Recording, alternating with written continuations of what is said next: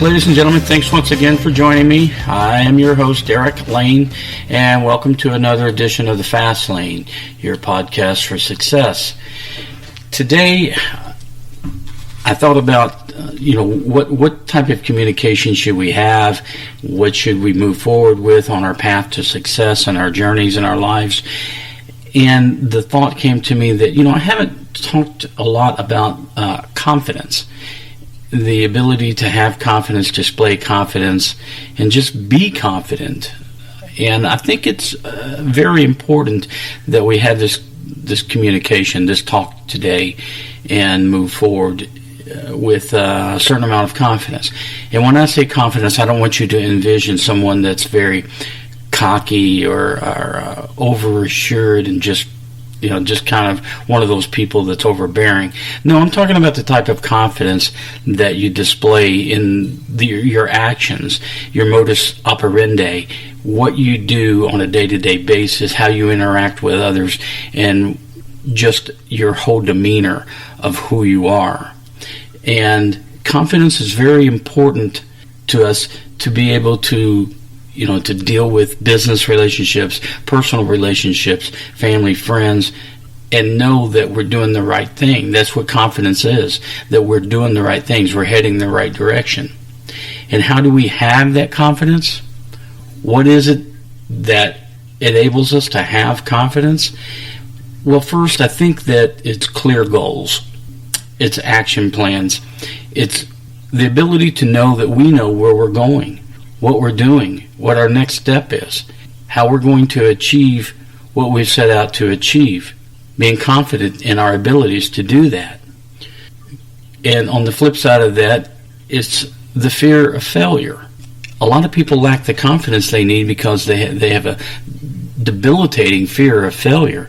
It holds them back. It keeps them from even trying things because we get so caught up in our comfort zone of who we are and what we do day to day, and their plans are put off. It's kind of how, in these podcasts where I talked about living in the now, you can live in the now, you can't live in the future, can't live in the past. You can only remember and share the good times of your past. You can make plans for the future, but to truly be happy, you can only live in the now.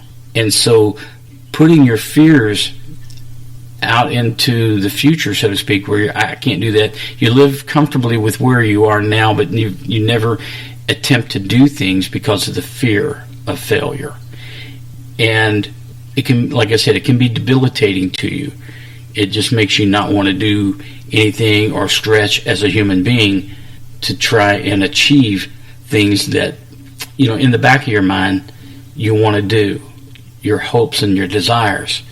Those hopes and desires are going to stay back there until you formulate an action plan, until you develop the confidence to move forward with those plans, with those clear, defined goals.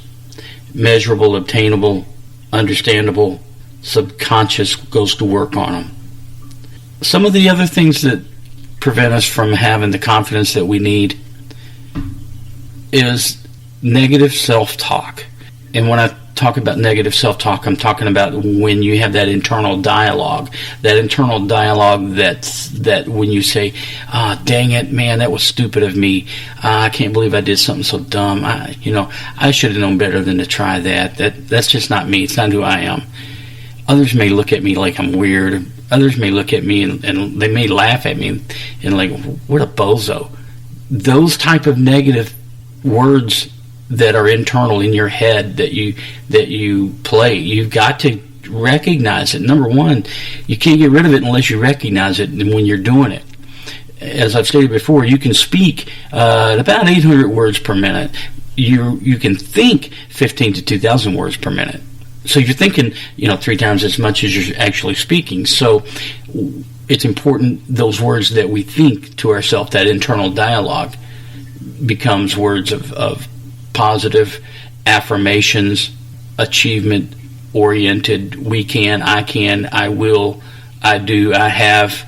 All of these things to propel you forward and builds that confidence that you so desperately need. Or if you're a person that has confidence, great, good, continue it, don't let it slip. build upon that confidence, help others, mentor others, be a part of a group that you can lead and help others along the way. So you have to get rid of your fear of failure. You have to get rid of your negative self-talk and make sure that your self-talk is of positive affirmations.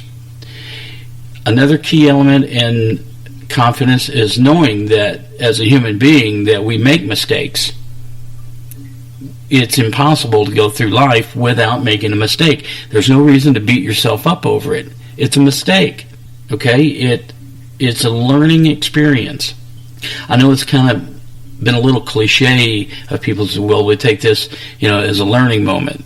Well, it really is a learning moment. When you make a mistake, it's a learning moment. It's how not to do something. It's how to be different the next go around. It's how to be more positive and successful because you learn how not to do something. And one of the greatest mentors of that would be Thomas Edison. And I'm sure you've heard this a million times when he was asked about, why it took so long to develop something and so many failures. He said, son, I haven't failed, whatever it was, like 400 times. I've learned how not to achieve this 400 times. So it's all your perspective. It's all how you train your mindset to understand that failures are just learning experiences, and it's there to help you, not hurt you. And you say, well, that sounds easy. It sounds great when you talk about it in those terms, but put it in real life practice. No, you put it in real life practice. You do it. You take the next time you make a mistake, and you're going to, but let's just hope that you minimize those mistakes and you make more positive changes and positive outcomes for you and others around you. But when you do make that mistake, it's how you react to it. Again, it's not what we do, it's what we react to. So if you make a mistake, learn to own it and go, oh yeah, that's a learning tool for me. That's a tool that I'll take and move forward with. Okay, so we have failures, we have mistakes, but we also have successes. Building confidence is about taking and replaying those successes, even if it's in our mind. But that's why we have trophies on our mantles. We have pictures on our wall. We have certificates on our wall. We have buttons on our lapels, and whatever it is that that watch that you got for being the best salesperson, that pin for being the best spokesperson, that certificate for achieving a certain class. All of those things are success reminders, and it's important that you keep those around you. You keep success around you. You put more success around you, you're gonna drum out the negatives and those mistakes, and you won't relive mistakes. You will relive your successes. So it's important, and that's why it seems kind of cheesy, but I love it. Those motivational posters and sayings and what have you. And I know it's so easy to make fun of them, and I get a kick out of that too. But it's important to have those success mantras around you, those successful sayings and achievement desires and motivations. Wallow in it, vacillate in success, have success around you all the time, and live it. Okay? Realize that when people have criticisms of you, it's kind of another point. When people have criticisms of you, don't take it personally. I know sometimes it can be personal, but it's not who you are. You are a person that is hell-bent on being successful, and you surround yourself with success. You take criticism, it's just that. It's a critique. It's a critique of something. In other words, you can tweak things, adjust things, and shift things just a little bit differently to make them go better. You may have a great plan, a great idea, and if it doesn't come to fruition, all you got to do is just adjust it, tweak it. Go back to square one in some cases. Sometimes you don't have to go back to square one. Sometimes all you got to do is go back a step or two. Whatever it takes, realize it, but understand your goals, your plans, your ideas, your dreams. Understand that it's you. You're responsible for that, no one else. You're responsible for your plans and your dreams and your hopes. The way that you live your life, it's up to you. You can't blame others. No one got inside your body and your head and did the things that you do. Only you. Other people may try to cause you to do those things. Other people may try to get inside your head and trash talk you or whatever it may be, psychologically get inside your head. I understand that, but it's only you that can allow that.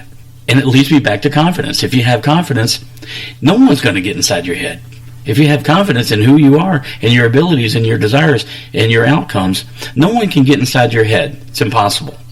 They can't allow that dark matter to seep in, those negative vibes and energies that it's so easy to pick up on, the temptation.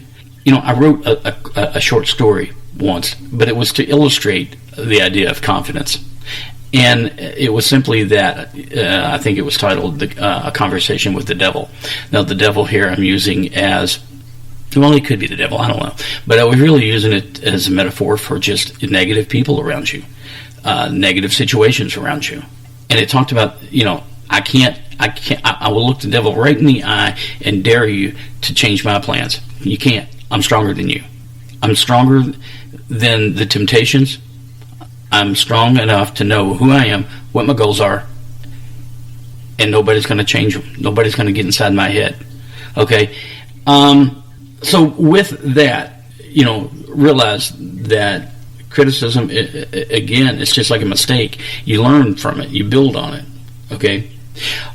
Another way to create unshakable self-confidence is to make sure that you're around the people that you want to be around. The positive people. The people that have confidence as well. The people that share and like your dreams, the things that you're motivated to do. The people that you're motivated to help. Like minds flow together, okay? It's like the old saying, birds of a feather flock together. It's so true. If you find yourself around negative people with negative ideas and that are always overly critiquing on, baseless emotions, I would suggest that you need to rethink your peer group, who you hang around with, the people in your life. Don't let the negative people bring you down. Always be positive.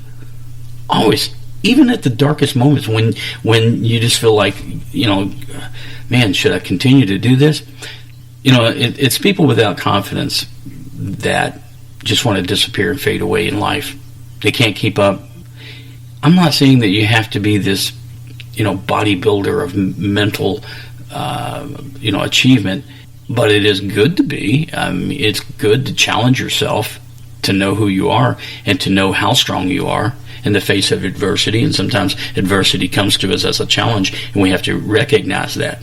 It is a challenge, and it's how you react to that adversity that keeps you going, that keeps other people looking up to you. Keep your own scorecard. Don't let others judge you. What do they know? They don't know you.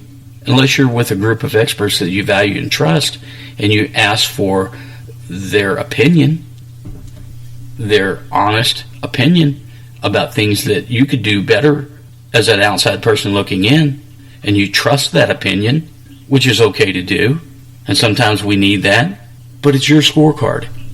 You're the one in life. And with that, I kind of hate that whole sports mentality with success, because seasons are over, players change. I think it was Jerry Seinfeld that said nowadays we don't root for certain teams, we root for their laundry. I thought that was a brilliant analysis. They change so much. Every year there's different people. So all we're doing is just rooting for the jerseys that are out on the field or in the court and whatever. But back to my point that don't let sports that theme become a driver of your success and of your confidence. But I will tell you again, keep your own scorecard, and you know what I mean by that. You know that I mean that it is